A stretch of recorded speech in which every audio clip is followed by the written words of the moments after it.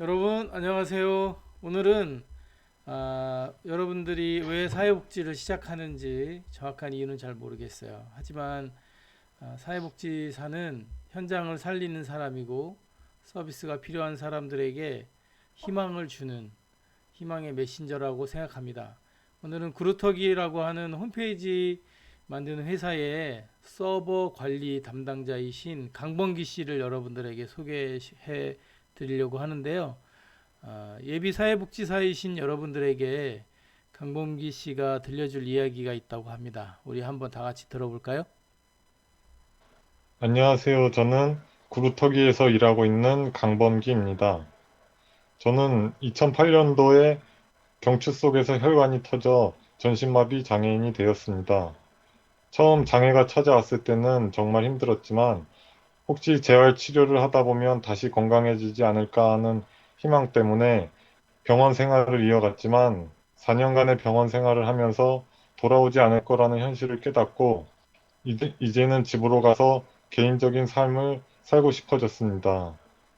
그러다 보니 집으로 갈 때 가장 필요한 게 뭘까 생각해 보니 아무래도 직업이었던 것 같습니다. 저는 당시 질병이었지만 보험도 없었고 학생이었기 때문에 연금도 탈 수 없었고 가정 형편도 그리 넉넉한 편이 아니었기 때문에 금전적으로 열악한 환경에 놓여 있었기 때문입니다.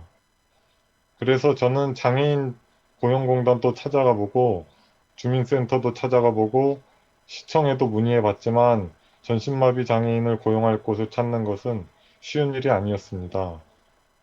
그렇게 시간이 지나고 그때 지내고 있던 병원에서 입원할 수 있는 기간이 다 됐으니 퇴원하라는 말을 듣고 병원 생활에 실증을 느끼고 있던 저는 일단 집으로 가기로 했습니다. 그렇게 직업을 찾는 것을 포기했던 어느 날 주민센터에서 사회복지사 두 분께서 실태조사를 나오셨습니다.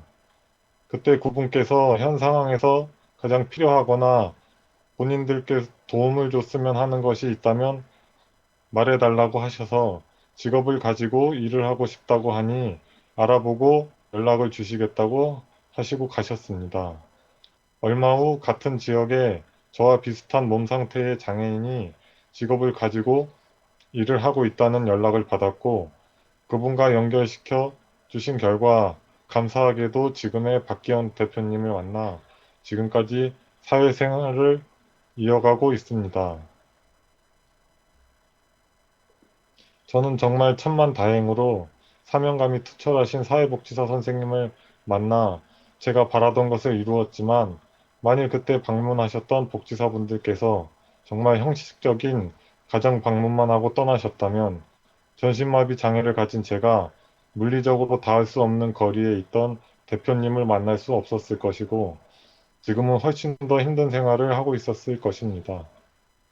제가 병원 생활을 하고 있을 때 보면 더 이상 병원 치료를 필요하지 않음에도 불구하고 10년 넘게 병원 생활을 지속하면서 사회로 나가기를 두려워하는 사람을 어렵지 않게 볼 수 있었고 가정으로 돌아와서도 힘든 생활을 이어가는 분들도 볼 수 있었습니다. 또 가끔 뉴스에서 보면 복지 혜택을 볼 수 있음에도 불구하고 알지 못해 생활고에 허덕여 극단적인 선택을 하는 사람들 소식도 들을 때가 있습니다.